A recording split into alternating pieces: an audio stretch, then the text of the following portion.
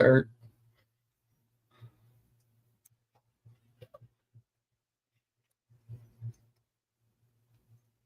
right, welcome in to Shovick Sports. I'm Corey. And I am Austin. Let's get to it. West War Room Rivals is sponsored by Emporia State Federal Credit Union. Learn more at esfcu.com. Text or call the number 620-342-2336 to get started today. ESFCU is the Shovick's banking of choice, federally insured by the NCUA. All right, and welcome in. It's basically another catching up with the Shovicks. We'll call this part 5. We've got a lot going on. We've had a lot going on. The War Room, still at 80 subs, so make sure you guys go subscribe to the War Room. What do you think, bro? We've had kind of an interesting couple weeks. Yeah, it's been I don't want to say hectic because that makes it sound like it hasn't been enjoyable, but it really has, like you said, with the War Room. We've also been trying to play more rounds of golf the few days we've had. So, trying to do our day job, trying to keep up with the War Room, and then making sure we still have a outside of the house life. Do have quite a bit going on, but it's been fun. War Room's really, really awesome. Carl Pickens was on last night. Was a great dude. Make sure you go check it out on YouTube and hit subscribe on your way there. But yeah, just a lot going on. So let's update a little bit. This is going to be basically us talking a little bit about our show, but promoting War Room. We've updated the social medias as far as like the IG goes. So the War Room IG, that's kind of taken off a little bit. Some of the posts that Austin and Maddie have been able to do. Cody's made some really good reels that he's also got on there as well. So I believe we're almost at 600. We are at 600. We're over 600 now. I think before I got on, we were 603, I believe. So making a really good push. Appreciate all the support, but I think next milestone is that 1K. And you know what happens at 1K when the Shovicks and the War Room fellows are involved. It's a giveaway. So push for 1K starts. Yeah, and the big push is 500 subs on YouTube. Also, we do a giveaway there. Got a merch store now with the War Room, so we'll do some merch stuff. Yeah, we know what the big giveaway is for YouTube subs. So I won't probably break that on here on what it is, but just know if you and your friends and everyone go sub to YouTube, there is a very, very nice giveaway for the milestones on that one. Yeah, and again, so we had Carl Pickens last night. We've had Quentin Jammer, Derek Blaylock, Jesse Newell, Bethany Bowman, and then content creators, Des with the Broncos for Dummies. She just started her new podcast a couple weeks ago, so that they've been on. We had Deb with the Blonde Blitz, and then she's also been doing some training camp reports lately. So crushing it too.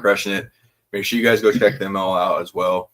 I think we told everyone last night on the War Room what we got coming up. So you want to talk about what we got coming up next week?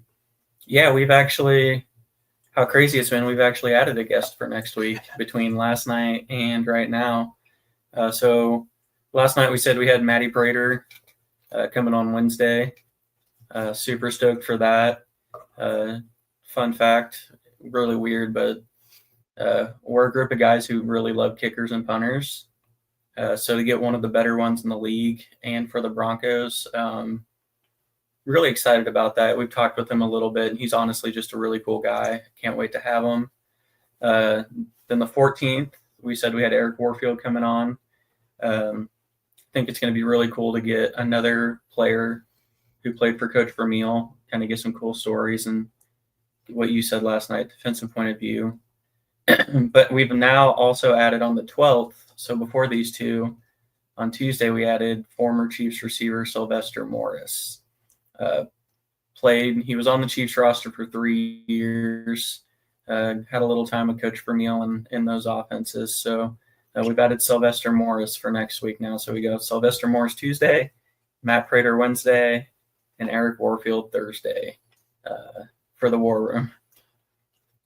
I mean, that's kind of what we signed up for when we were getting into this. So we kind of knew that, back-to-back shows were a possibility. And obviously, once the season starts and once things kind of settle down as far as, camps and preseason, we'll get away from doing 3 shows. But you never know. I mean, honestly, it's kind of on their time, right? So, like, they want to come to a show. We're not going to tell them no. Like, if that's the day that works for them and it works for the schedule, obviously we're going to do it. So 3 shows next week on the War Room. As he said, Sylvester Morris, Eric Warfield, Matt Prater.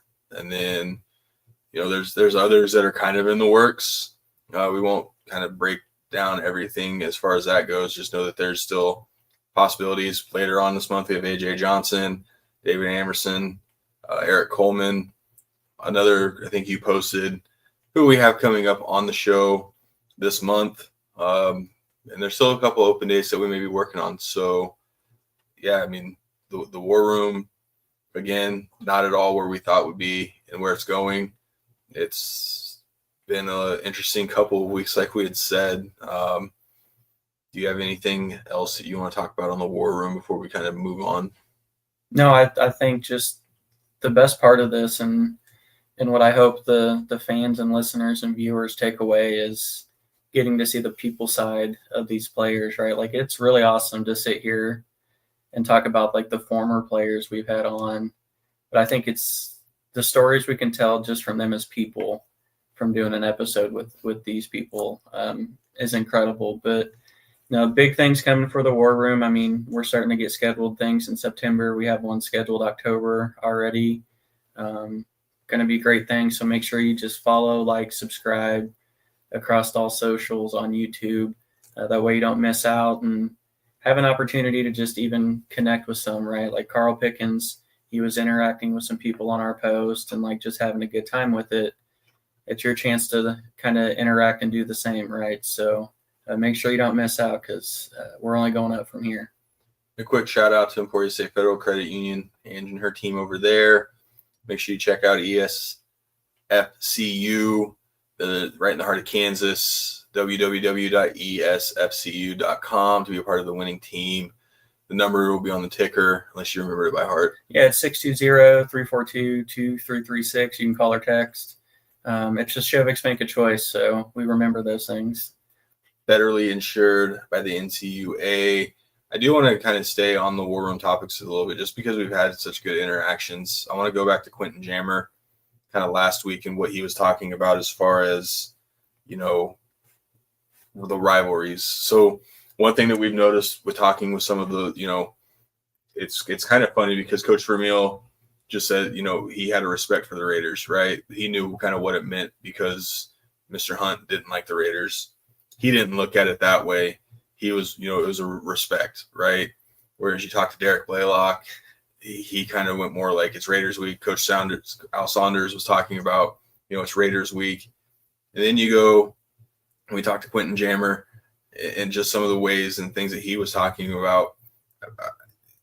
I think the story that stood out, and it's weird because we do remember these games. He talked about the couple games in Arrowhead where they needed to score, got the onside kick, and then they won. And then the following season or somewhere in between there, they got the ball back, and all they had to do was kneel on it, and Phillip Rivers fumbles. And I was like, I remember these. I remember that game. But he was just talking about I had asked him about the rivalries now compared to back when he played, and it's just said, the competitive, like it's, the physicality, and obviously Quentin being a physical player himself. What kind of stood out to you as far as the conversation with him and maybe, some of the stuff that he is talking about? Quentin Jammer has my exact mindset with football. He was talking about how kind of the things you don't track for a corner or things people overlook. People always go off interceptions and, I think, what do you say? He ended up he's top 20 all time in like pass breakups, which means, he's top 20 in doing his job of not letting the receiver catch the ball. But my favorite thing that stood out to him was he liked the physicality, and he said he liked to get his nose in the run game. We've had some corners over the years who I don't want to say were scared to tackle, but they weren't exactly looking to like headhunt or set the edge or anything. So that's just part of the mindset difference, right? You had corners out there who were wanting to come down to the line and help with the run game like they're a linebacker. Whereas today it's just like, if I'm a corner and I just get interceptions, I'm good. Like that's just the position's different, the mindset's different, the expectations are different.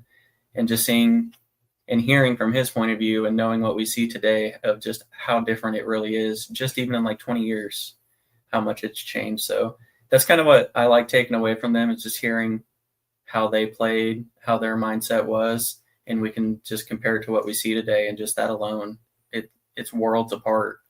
Yeah, and even moving in onto what Carl was talking about last night, as far as, you know, the jump from being at Tennessee, going into the NFL, having a quarterback like Boomer Esiason, you know, he was even upfront about, you know, he was on some bad teams. He you know, he understood that.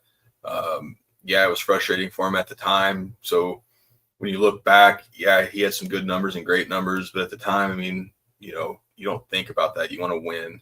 And he was pretty upfront about, you know, now he thinks and looks back and he's like, yeah, I did that. Like there was, you know, he was telling a great story about the time he was watching the Bengals game and he had a friend over, and then he was just looking at him and he was just like, hey, dude, I mean, we've done stuff like that. So again, it's not just about when they were playing, it's about where they're at now, you know, in their perspective of how the game's evolved. And then we posted a pretty good question of how would Carl Pickens look with Joe Burrow? It's kind of scary, and I liked how the pivot you did last night with not even changing eras or anything, but like if Pickens was on a team with John Elway and what was surrounding John Elway, and this isn't to take away from like the Bengals and their offense, right? Like Pickens still put up, I don't even want to say respectable number, elite numbers for that 2, 3, 4, 5 year stretch. But it's kind of when we look at it today, right? You know, what if this receiver wasn't playing with so-and-so? Like we saw Malik Neighbors, what he did with the Giants last year. Well, what if he goes and plays with Josh Allen? You know, it's scary to think about. And there's two ways you can look at it, right? Would he be better, or would the stats go down? Because like at the Giants, Neighbors is going to be force-fed. There's nothing else there. It's kind of him. But if he goes somewhere that's kind of stacked, does that take away from him? Does that give him more? I think in Carl Pickens' case, just of his style, he would be getting the highest volume of targets, just given his style, his size, his physicality. I think he's one of a few who could go from then and come in and dominate now. When you kept talking about you always want a second guy. Yep. Right. So with the Bengals case right now, they have Jamar Chase and T. Higgins, so it opens it up a little bit. You know, there were a couple of games last year where Jamar didn't quite, you know, get his, but T. Higgins was there to kind of pick up the slack. They had Mike Gesicki now. So I think if you inserted Carl Pickens into that right there, it's going to open up those other two guys, and they're all going to get kind of, you know, theirs. Then it becomes, now what's Joe Burrow want to do? You know, I can tell you it would be impossible to try to stop him inside the red zone. Yeah, that's where I think, I don't know if he'd eclipse the 2,000-yard mark, but there's no way he doesn't get 98% of the red zone targets on any team. But can you imagine what are you going to, Gesicki, Higgins, and Pickens, and then like chases that gadget guy? Like what are you trying to take out here? So that it would be scary. That's true. Run it 4 straight times up the middle for nothing. But no, it's one of those, you kind of get that across all sports, right? Like, man, like what if so-and-so played today? It kind of, obviously we'll never be able to see it, but his reminder of like looking back and wanting to enjoy it more as fans, that's something we can do, right? Let's try to enjoy the greatness that we get in sports right now. Especially football. I think football's at a really good peak when it comes to talent. I think we become so caught up in everything that we don't just sit back and kind of enjoy it a little bit. And that was my takeaway from Pickens. Like, try to enjoy it when it happens, like when it's there. Let's not get 15 years down the road and look back and be like, damn, I should have enjoyed whoever a little bit more. Yeah, and Matt's been doing a really good job of like posting stuff regarding like the what ifs. So who knows? There may be a couple more, you know, now as we're getting closer to season, you're going to start seeing a little more. We put up a position battle. Matt and I kind of tag teamed the Broncos receivers, Pat Bryant and Troy Franklin, kind of post. Based on what we were hearing, it's been a back and forth kind of battle between those two guys. I believe you posted one about Ashton Genty and what he may look like in year one. Were you surprised? Because I think you and Cody were talking a little bit about kind of some of the results that we had on that. Yeah, there was, I don't remember if it was the leading vote, but a lot of people voted that Ashton Genty would have under 1,000 total yards, which kind of shocked me a little bit. I mean, barring an injury, I think volume alone, he's going to get to 1,000. He's a better pass catcher than people give him credit for. I'm not going to sit here and say he's going to have a 700-yard receiving season, but I think he can easily get 300-400. And that means I think he's going to have less than 600 or 700 yards. I don't know. It was weird to me. Is he going to get the 1,600 plus yards that I thought? Maybe not. But again, he's that guy. It's Pete Carroll. I think the Raiders improved more on the offensive line than people think too. Not just personnel, but just coaching, being able to get coached up. So, yeah, Cody and I were surprised at how many people thought Genty wouldn't even get 1,000 total yards this year. That you can have a little hate on him, but at the same time, like, barring an injury, which if there's an injury, then that question kind of goes out, right? The question is a full season's worth. Like, it's nullified if he's hurt. But, yeah, are you surprised that people think he wouldn't get 1,000 total yards? I think people are looking too much into it. And I know the debate was he played at Boise State, but we figured out, and we've had people also say Boise State actually had a tougher non-conference or just schedule in general than what North Carolina had as far as Amari and Hampton goes. I know that's the big comparison on who's going to do what. I think they're both going to be good. I do too. I'm just shocked at – I feel like there's more Genty hate than there really should be, and I don't understand. Is it because he went to the Raiders? It could be. I mean, I don't understand it. I'm not sitting here saying he's the next Walter Payton or anything or AP Derrick Henry, but he is a good running back. Yeah, I'd probably slide him in for 1,200 total yards. I just don't know exactly what Chip Kelly's going to want to do as far as like the passing game goes with the screen game. Are they still going to use those other two running backs as far as, are those going to be your receiving backs essentially? So I guess maybe that's the unknown. The usage basically. Yeah. Pete Carroll. He's a bell cow guy, which is why that's my mindset. But again, Chip Kelly's going to have a lot to say. But I still think Pete Carroll at the end of the day, they're still going to run the football. Yeah. That is one thing that we do know, and I know people say Geno Smith this, Geno Smith that. But I think in order for Geno Smith to be at his best, they're going to have to be able to get the run game going, get the play action game going. And I do think some of the screens, it's kind of a hard sample size of what Chip's going to try to do compared to what he was doing at Ohio State.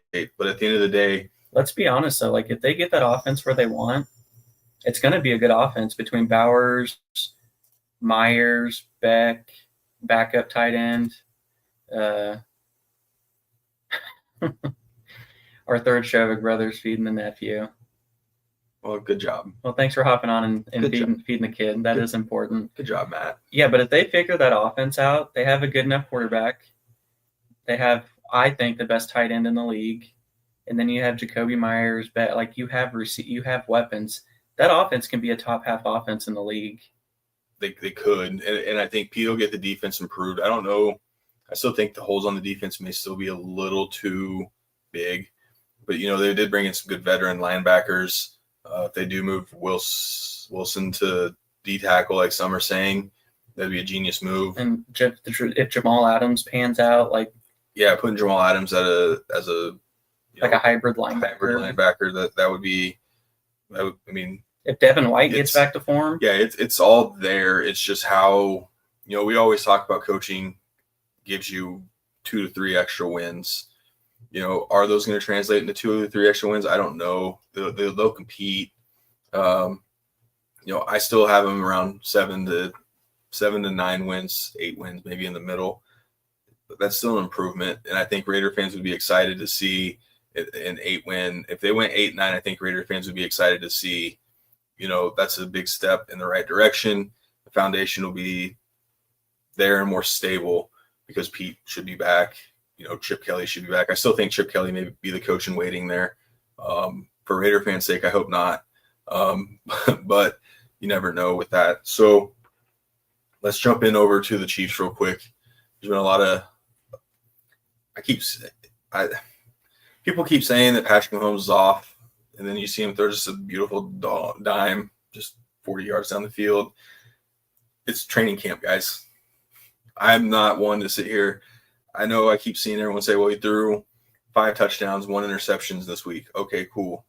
What's he going to do in the season? Does that really translate? No. If there's one thing you don't need to worry about with the Chiefs, it's 15. That plain and simple. So let's talk about some of the good things. That's Jalen Royals.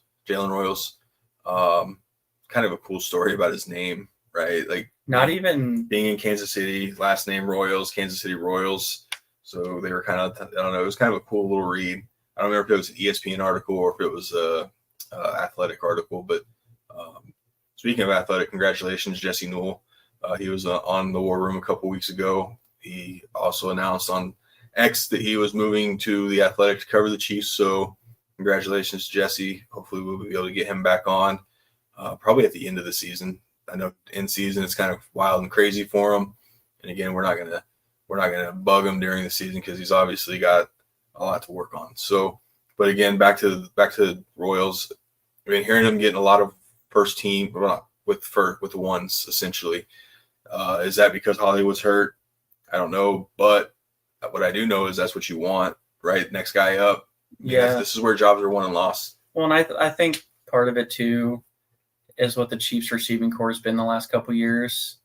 I think you want Royals and Thornton, who that's my sleeper, Tyquan Thornton.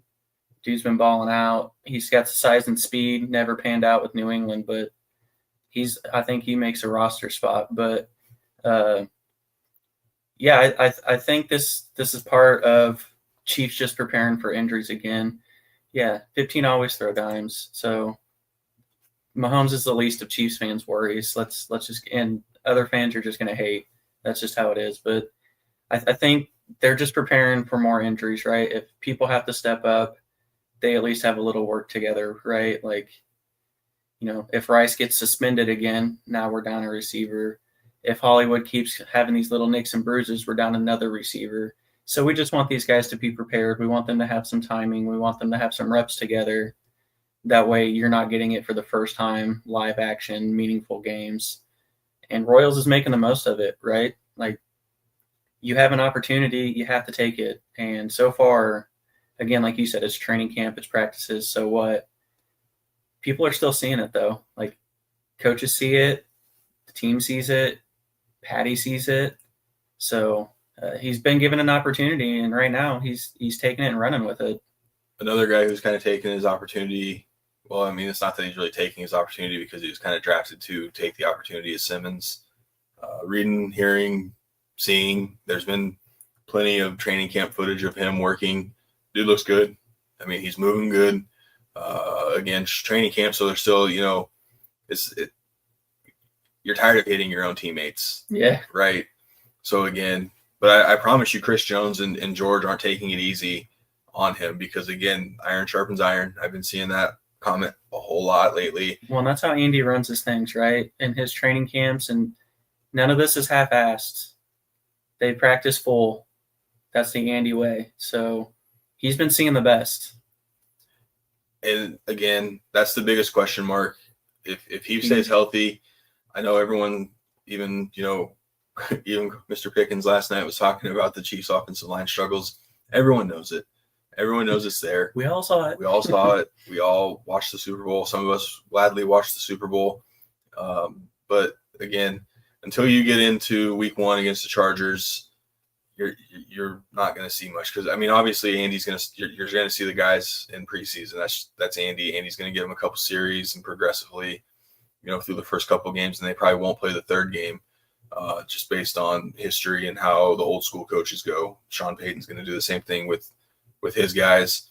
So pay attention in preseason because he is going to get those reps. And what he is, if it's if the other defense isn't starting their starters, then you're going to know, hey, we might have a problem here if he's struggling against some backups. But if he gets out there and he's going up against, the ones and twos, and he's looking good, he's protecting 15's backside, blind side, look out. Because, that's honestly what the Chiefs, the missing piece to their offense last year. You can say it was receivers. It wasn't. It was the offensive line. Eagles exposed that to show you it was the offensive line. And even, again, yes, the Chiefs won a lot of games last year, close games. That's just the championship mentality we kept going back to last year and talking about. They're built for it. But you can only go and get by so long because other teams are going to improve. Teams within your own division are going to improve. So, again, that's one thing to watch for this preseason with the Chiefs is how that left side works and then what they're going to do with the right tackle. Is it going to be Taylor? Is it going to be Is it going to be more? That's one thing to watch for. What's up, podcast Smitty? What's good, fellas? We got football, man. It's like season's kind of here. That's Panthers. Yeah, go Panthers. I had to take a screenshot of my roster to send it to our fantasy league because I got last and they get to pick my keeper. And I realized that I finished the year with Bryce Young as my quarterback. So it's my sleeper pick this year. There's that going for me. Watch the Panthers this year. Dude, I just want Derek Brown to be healthy. I'm defense. Give me a healthy Derek Brown. Panthers win at least 9 games. But it's go back to the Chiefs offensive line. I don't even think it's tackles anymore. I think between Simmons, Moore, and Taylor, we'll have those figured out. I think the biggest concern is left guard. You got to think for 5 or 6 years that place was locked, solidified. We knew exactly what we were getting every single game, and now we're trying to move a young struggled tackle last year, getting a shot at left guard. I actually think left guard's the biggest concern. If Simmons pans out, it's going to help that he's going to have Simmons and Creed Humphrey surrounding him. But I think our tackles are fine with what they have. I'm actually more concerned with that one guard position. You don't want Patty to get pressure anywhere, but if I do, I'd rather it be off the edge and not up the middle.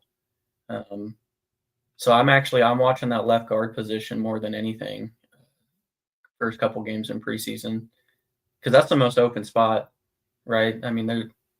Nobody's solidified there because that's how open it is. So I'm okay with the tackles right now, barring, again, injuries. We're going to just assume people stay healthy because we want nobody on any team to get hurt. Left guard's the biggest concern for me. Yeah, and TBD, right? To be determined. Again, we know it's not going to be perfect. That's kind of why you do play the preseason games, and that's also why Big Red and some of these old school coaches go with their ones for a couple series. Just, you got to get the rust knocked off somehow. And you had a series or two. But that's reps but together. It's still reps. It still gives you something to look on film against other competition, against other, hopefully, ones and twos. I guess it depends. I think, are they playing the Bears first? I don't even know, man. Yeah, it's pretty. I know Denver's doing their joint practice with the 49ers this week, starting tomorrow, I believe. So that'll be fun with all the former 49ers that are on the Broncos. So I think it's the Bears. Again, preseason schedules I don't pay too much attention to. So Cardinals. Okay, so there you go. I don't know if they'll play their starters. I don't know how Gannon does his stuff around there. We obviously don't pay too much attention to the Cardinals, but it'll still be good. It's still not Chris Jones and not George Karlaftis and those guys. Let's go to that D line real quick though, because Norman Lott. I know you mentioned the Carl Pickens last night, that another Tennessee guy that you were super excited about. I've been hearing good things about. That's just another depth piece right there, and George got locked up, so he's going to be not worrying about contracts. He's going to be able to go out there and just play. Chris Jones, kind of the same thing. Now you're just working on the depth, and he's one. I think the one person nobody's talking about, again, you have Chris Jones and Karlaftis. Those are the vets. We know what we're getting. We still have Charles Omenihu. as long as he stays healthy, good depth piece. Norman Lott's jumping off the tape too. But the one nobody's talking about right now is Ashton Gelati, or however you say his name. Which I called out after the draft. I just want to say, watching the tape of him right now, he looks like a clone of George Karlaftis. And I'm not saying talent-wise this is what these two DNs remind me of for Spags, but this reminds me of Spags as like Justin Tuck and like OCU Minora edges, just big freak athletes with high motors. I'm not saying that's what these are going to equate to, but it feels like Spags is finally getting that D-line full, not just relying on 1 and 2 and hoping we can fill in. He's actually getting 5, 6, 7 people across the board to run a D-line like he wants. And I think they nailed those 2 draft picks on the D-line to go with Dana, Karlaftis, Jones, and Minihue. I think, honestly, it went from one of the biggest, shallowest pieces of the Chiefs roster to maybe one of the strongest. Let's spend the last few minutes here about the Broncos. Bo Nix MVP. Sean Payton came out a couple days ago, said he thinks Bo Nix can be a top 5 quarterback the next couple years. I actually don't see why it couldn't happen this year. You and I said that leading up to his draft, though. I know. Before Broncos even drafted him, we loved Bo Nix. Yeah, and we always talk about systems, right? Like going into a system, Sean Payton went into, his kind of like analytics on what he's looking for in a quarterback, which I didn't want to get into. I don't care how he does it. I just know that he's good with quarterbacks. It works. Yeah. But yeah, he said he could be a top 5 quarterback, and then he also apparently raised some eyebrows by saying that Denver can compete for a Super Bowl this year. I wasn't quite there, but it gets me fired up. Matt, if you're still watching, I don't know how you feel about, again, we've always... Sean Payton's that guy, though, right? He's always going to think, and that's the right mindset to have. It is the right mindset to have, and it kind of got me fired up because, he didn't back down. He never backs down from what he says. He knows he talks, and again, I've said it millions of times on this show, no one thinks higher of Sean Payton than Sean Payton, and that you have to. He's earned it. He was a terrible pass interference call away from going to another Super Bowl with the Saints. That was so bad. Whether they would have won the game, I don't know. But again, the dude's he's still a good offensive-minded coach. Bo Nix is eager to learn. I saw Bo Nix posted a little thing on his Instagram, kind of his little workout thing. It's nothing like Russell Wilson used to do. It was a good workout video. Just kind of got me hyped for the season and for what's to come from Bo Nix. So let's go through trying to take our favorite teams out when we just randomly talk football. Like, we have our checklist of what we think a Super Bowl team looks like. Coach, quarterback. I think Denver has those, right? Yes. A defense, without a doubt. Should, yeah. Offensive line. Yeah. Really, the Chiefs and Broncos had top 10 offensive lines last year, and the Chiefs' offensive line, obviously, we saw how they played. Yeah. But they were still both top 10, and I think going into this season, they were both close to the top 5 together. Yeah. So, honestly, Bo Nix does take the next step, and you figure I don't think Denver's receivers are as bad as people say. I don't know where that hate comes from. Marvin Mims and Bo really got clicking down the stretch. Cortland Sutton's always been Cortland Sutton.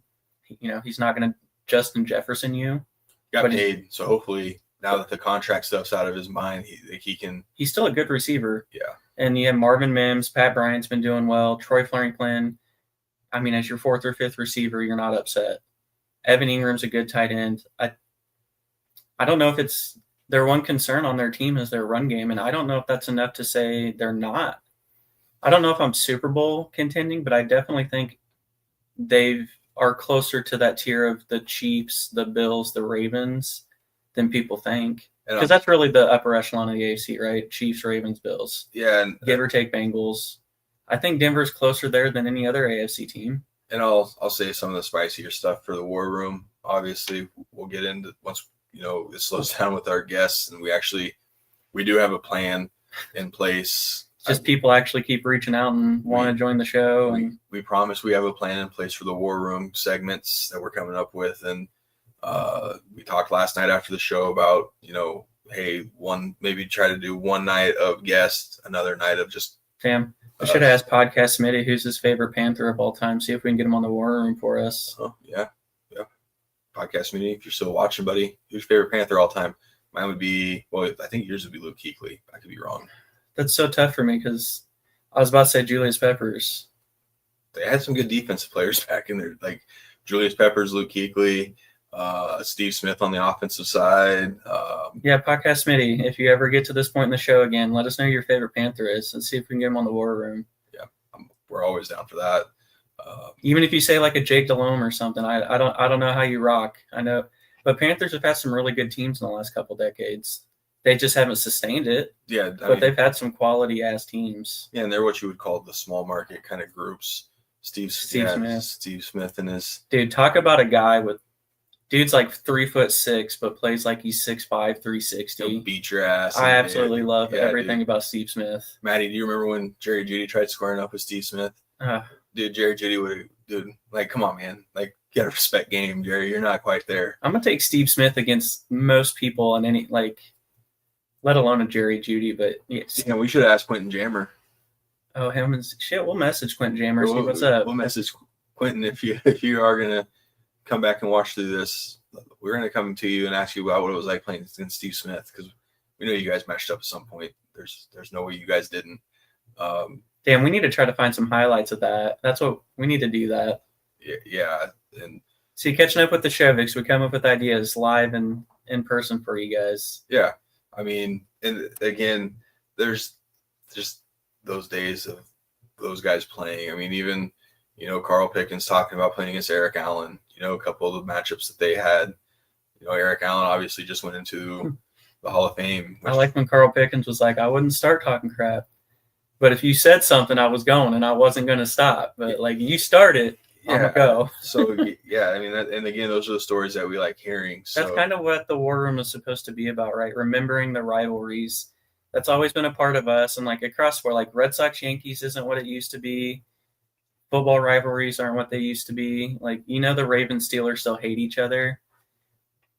You don't just feel it as much. Yeah, conversations is what Pickens say. Yeah, conversations. Yeah, just conversations. Yeah, so that's kind of like we want to learn about these people, these guests, these former players as people, but we like to hear those old rivalry, heated stories, fun stories.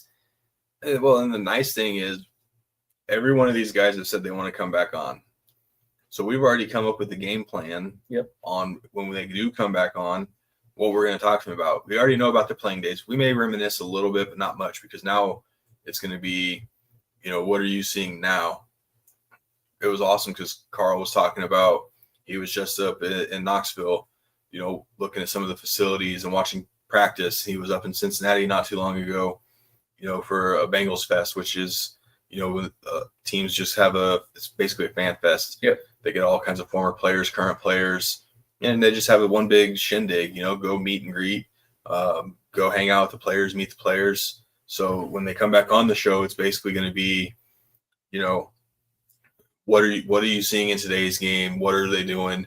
Because these guys are still around those teams sometimes, maybe not as often as they want to be, but they're around the teams often. So, Carl's already said he'll come back on. He actually wanted us to come to Cincinnati and eat some barbecue and golf with them. So be on the lookout for that clip. That was fantastic. And we're also, we'll have some videos whenever we make it happen and get some golf and barbecue with Carl Pickens. We'll post some videos for you guys. And Matty will be someone's caddy. We'll have to rock, paper, scissors to see who Matt's going to be the caddy for because he doesn't want to golf. Yeah, he said he's only putt-putt. So, at Midwest Barbecue. Got to give that out. Midwest Barbecue. So be on the lookout for that. And if you're ever in the Cincinnati area, it's highly recommended place to go. So we asked him Skyline Chili or Nashville Barbecue, and he said neither. He said Skyline Chili is okay. He's like, but there's Midwest Barbecue in Cincinnati, and he said it was the best. So I love barbecue. He loves barbecue. We're a barbecue family. Yeah, I'll be Caddy Daddy. Yeah, so Caddy Daddy. So that's all he's going to be referred to now. Yep, we'll get a shirt made for Caddy Daddy. Caddy Daddy shirts on the way. So again, look for that merch on our merch site. Look for some Caddy Daddy t-shirts, courtesy of Matt. So again, like I said, the guests we've had on, the stories we've been able to hear, these guys wanting to come back on the show, and us having a game plan of now we know what we want. They're comfortable. A lot of these guys don't have to do this. They don't have to. They just, and you see a little bit, they kind of come on at first and they're shy, and it's more of like, well, is it going to be the same old stuff, or not with us, or is it, we're organized. We want this kind of mapped out. It goes back to the behind the scenes stuff. Matt with the posts, getting the graphics ready, reaching out to people, getting them on the shows. Austin's learning how to do graphics. He's having a blast with the graphics lately. Cody's killing it with, all of the reels, the editing, and all that. So again, everyone's doing something behind the scenes. And just off of what Maddie said, the relationships we build with them afterwards. So fun story, after we had Quentin Jammer on, I went and did a round of golf by myself. And I ended up being paired with a Chargers fan, believe it or not. I didn't know they really existed that much, especially around here, but he was a Chargers fan. And I was telling him about Quentin Jammer and stuff, and it was really cool. And so I messaged Quentin Jammer and was like, hey, man, can you just send a message saying, like, what's up, Marcus, and just, like, make his day because he's a huge Chargers fan. Quentin Jammer took the time to make a little video, and just, like, giving this random guy I'm golfing with the video just a shout out, like, what's up, Marcus? I hope you're better at golf than I am. Really awesome you're a Chargers fan. So, like, just to go with Maddie said, like, the relationship we built with them afterwards of, like, I was able to just message Quentin Jammer and ask if he could do something for a Chargers fan. He took the time to do it just because we can say what we want about him as a player, but that dude is just honestly one of just the better people we've had the chance of meeting. I mean, he took the time randomly on a Friday morning to make a video when I text him. So just a really awesome dude. Yeah, Jammer even told Matt if they run into each other on the street, you can dab them up a little bit. So just the stories we can hear, the relationships we build with them, being able to see how these are just really awesome people. And it really just makes sense of how they were successful in their careers, honestly. So never in a million years did I think anything close to this would ever happen in our life. Really awesome that it is, but like, we can sit here and say it's awesome to meet these players, but it's so awesome to meet these people. Yeah. And we've been sure to kind of tell them that during the shows, letting them know, hey, at the end of the day, you guys are human. I told Quentin Jammer that. I was like, at the end of the day, you're a human, right? Like, you have a life outside of football. We want people to see you outside of football. It's good to reminisce. It's good to reminisce about the times you played, and even us growing up watching these guys on TV. That's the crazy part. And I get to see Matt Prater on my screen next week, and I watched the dude catch a 64-yard field goal. Eric Warfield's going to be on here. We watched Eric Warfield play on the Chiefs, play with Coach Vermeil. They weren't known for the defense then. They were known for their offense. But Eric Warfield stood out. Eric Warfield was a good corner. Yeah, they still had some good pieces defensively. So, again, these are guys we grew up watching, and now we get to live it out. Matt and Cody, when they're on here, they'll tell you guys the same thing. I know Matt was super giddy when he told us that Matt Prater was coming on, and then I was like, whoa. We all let out a little girl scream when we read that, though. When he let us know, yeah, dude, Matt Prater. I mean, it's still wild. And we're very pro kicker and punter. Okay, I'm gonna make sure y'all know that. We talked about it after the show last night. It's still weird. Yeah. Hey, Matt. Our mom's excited for Warfield. Eric Warfield. Well, Eric Warfield, I mean, again, like I said, Chiefs were known for the offense. Priest Holmes, Tony Gonzalez, Trent Green, Tony Richardson, all those guys. But they had, Jerome Woods, Greg Wesley. Yeah, the graphic Warfield that Maddie put out, the love we specifically have for Jerome Woods and his dad saving my life. Like, even though you're a Broncos fan, I hope you respect that Jerome Woods' dad saved my life. But so maybe one Chiefs player you like, but they still had some pieces. It's unfortunate that those teams didn't have more success for the players and for Coach Vermeil, right? Like, if you go back and watch the episode with Coach Vermeil, talk about just, I don't even know if there's words to describe that man, but he took zero credit for anything that he accomplished. He said anything he's accomplished in life was everyone around him, the players, the coaches, the support staff. I would recommend going back. We're going to have Coach Vermeil on again, but I would highly recommend going back and watching that of Coach Vermeil. You're going to learn a thing or two about just how to be a person watching Coach Vermeil. Yeah, and even on all the reels we posted, you can go back, watch those on our Instagram. It's him talking but he's still name dropping quarterback coaches, offense coordinators, defense coordinators.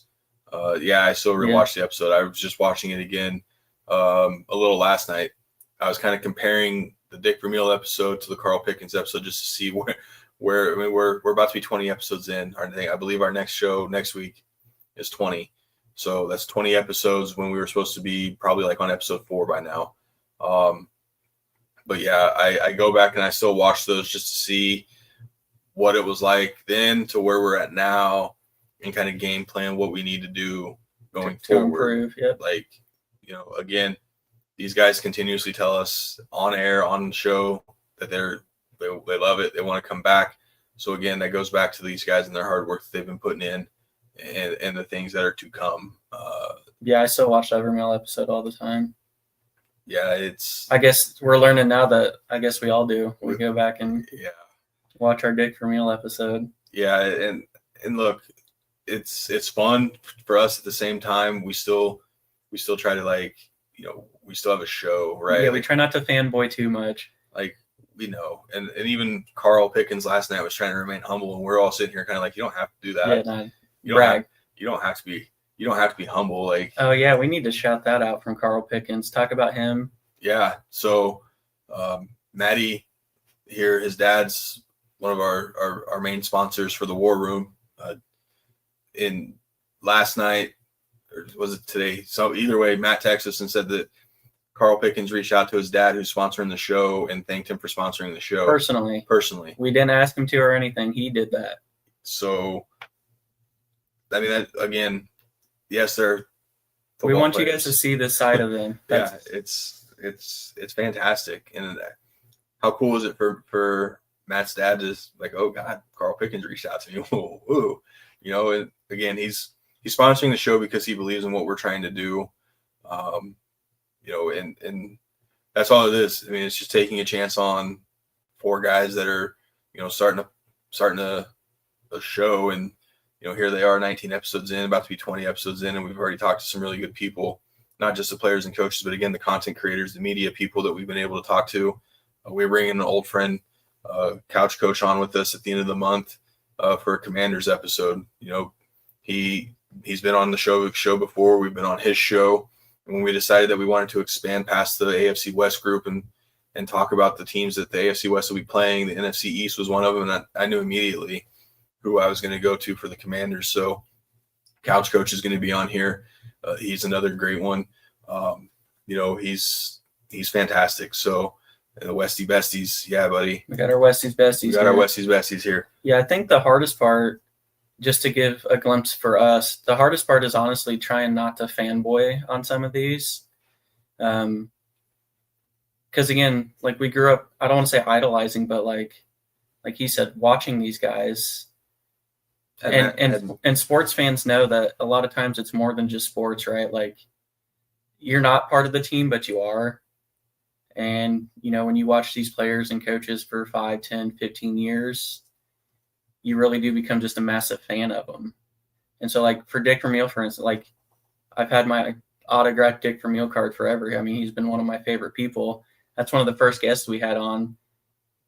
I think when he first hopped in the studio, we all were just like, oh crap, like this is really Dick Vermeil. Let's take a breath. So, a lot of work goes into it. You really have to work on the presentation, but we also have to work on how we look and act, right? We don't want to, we can fanboy a little bit. I did with Derek Blaylock, that happened, but a lot of work, a lot of prep, and honestly, a little bit of practice goes into it. It's not just turn on the camera and roll. Corey, Cody, Matt, honestly, I don't want to say during our day jobs. I'm not trying to get people in trouble, but a lot of time is spent prepping and game planning and creating to make these things what they are. We're always open to feedback. If one of our Westies Besties is watching and they throw out a suggestion and we're like, you know what, that's a really awesome idea. We're here for it, right? We open comments. We're open to feedback. In the end, we want to make sure that our guest and then you guys get the best experience, the best stories, honestly, just best everything. That's what this is all about. And it does suck that we're not able to do our show as much as we were kind of hoping to. But there does come a time where we had to make a decision on, the War Room or the Shovick Sports. We were going into this fully prepared to do both. Yep. And then it just came to a point where guests continuously kept getting back to us at some point, and we were scheduling. Then you're looking at the schedule. Again, we still do have jobs. We're not making too much money off of this. We still have day jobs. Unless Ange wants to, become like a huge main, make us millionaires. But we still have jobs. But then now you have your full-time job. Then you have a War Room and the Shovick Sports. Got to make a decision. We felt like the War Room was giving us our best chance to succeed, and that was our goal. Starting a podcast and starting a show was, yes, it's going to be our show, but now we have a team, and now it's not just us, but we have teammates who are relying on us as well. So at the end of the day, we continuously try to find ways to make the War Room it. Yeah, but who's counting? I think this is like the 7th or 8th time we brought 3 years up in the Navy the last couple of weeks. So who's counting? We're not counting. But again, we're doing this because this is the best route that we want to take. And we'll still have some guests and some things on the Shovick Sports, right? Like it's not going. We'll have some catch-ups like this. We'll have some friends with us sometimes.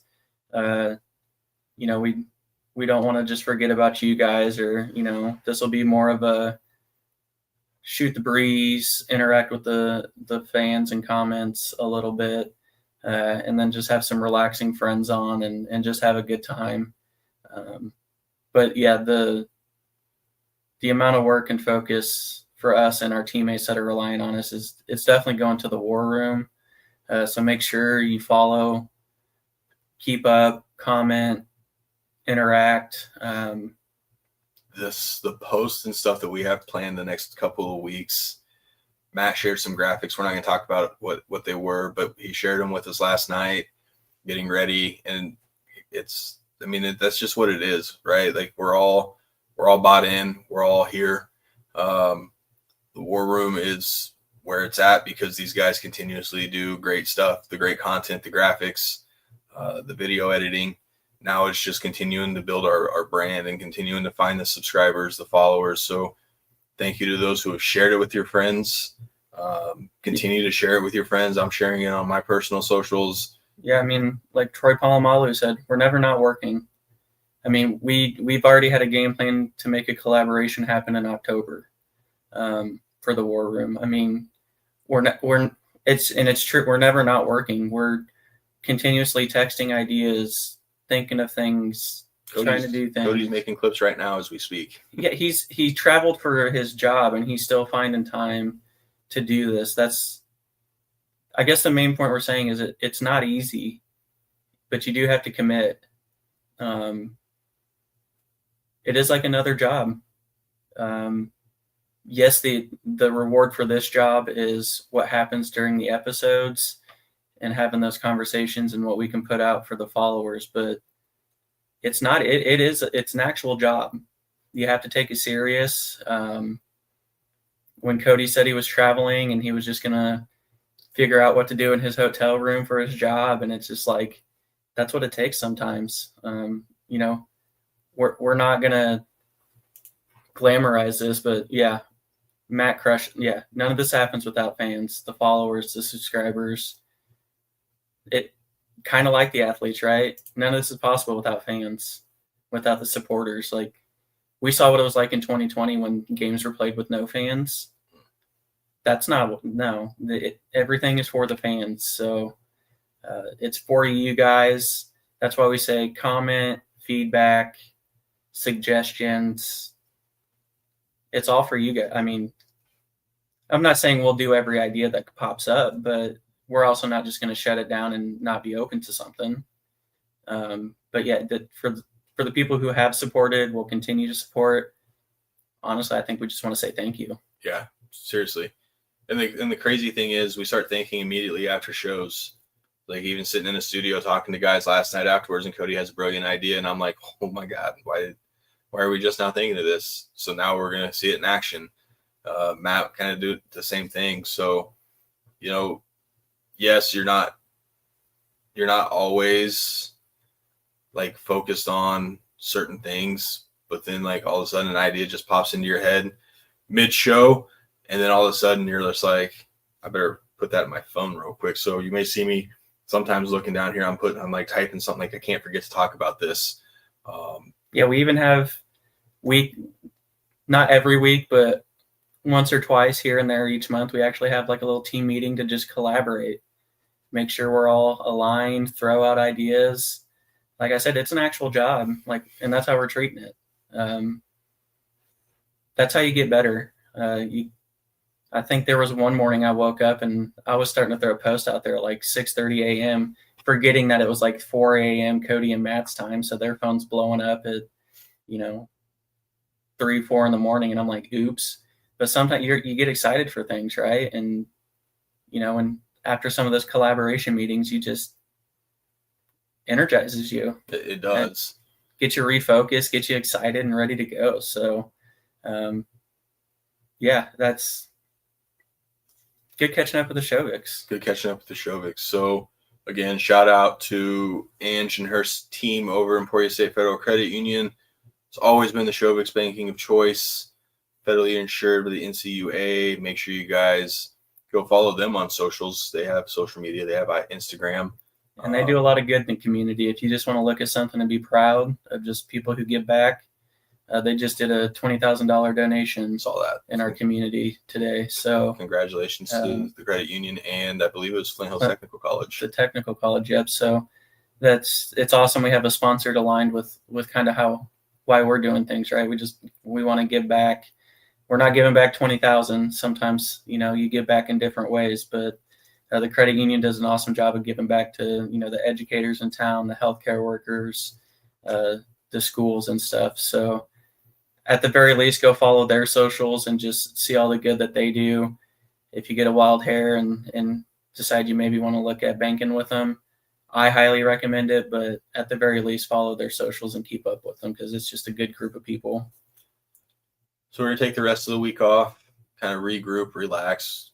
Like I said, Cody's kind of grinding right now, getting some clips ready. Larry, there it is. Look at this guy. He shows up when we talk about it. I was just talking about it. I just talked it into existence. Cody's grinding right now. He's getting clips ready. All the great clips you guys see on our socials, it's because he's the man. He is really, dude, he's fantastic. No one works harder than what he's doing for us. Not only that, but also the stuff that Matt's doing. Guys, again, I'm telling you, like Matt said, everything's for you guys. It's for the fans, for the followers. Without you guys, we're nothing. So you guys are taking chances on us, and I hope we're making you guys proud as our fans and followers, as the Westie Besties. Yeah, and I don't know if they're watching right now, but an even bigger shout out goes to Cody and Matt's wives. Yeah. Honestly, they, like they said, they're still humans too. They still have lives. They still have families. But for their families to let them put in the amount of time and work on here, we want to make sure that their families, their wives, we appreciate them too. Hopefully finding a good enough balance to not ruin family time, but letting them dedicate as much as they do to this. We appreciate you guys too. So that'll do it for tonight. Again, thanks to everyone in the chat and the comments tonight. We'll get off here and we're going to get right back to the war room stuff. Get some great stuff. Like I said, Matt Prater next week, Sylvester Morris. I want to say Sylvester Williams. It's probably the Denver guy in Bronco in me. I said Sylvester Stallone almost one time when I was telling somebody at work today. I was like, Sylvester Stallone. They freaked out, and I had to correct that real quick because we're not getting Rocky on here. I would be. Speaking of, Matt, on it. Oh, man. If we had Sylvester Stallone, my God. He's an Eagles fan. He can come on and talk some crap. She said you're welcome. Yeah. I mean it, though. Like, it really is appreciated. You guys have families and stuff. It's appreciated. She's even helped with some ideas and collaborations and stuff. So we just want to make sure everyone gets appreciated and the love that's deserved, from the fans to the followers to our teammates, Matt and Cody, to their families, everyone who's allowing this to be what it is and to get where it's going. It's amazing. And they're believing in all of us because, again, they're letting us use you guys a lot during the week. Yep. And even the weekends. So that'll do it for tonight. Again, thank you. We went about 30 minutes longer than we were thinking we would do. But again, that's just how excited we are about the War Room and the guests that we've had on the War Room. So again, next week, 3 shows, jam-packed, back to back. I'm ready. But we're ready. We're built for it. And again, Matt, Cody, thanks for watching again tonight. We'll see you guys soon.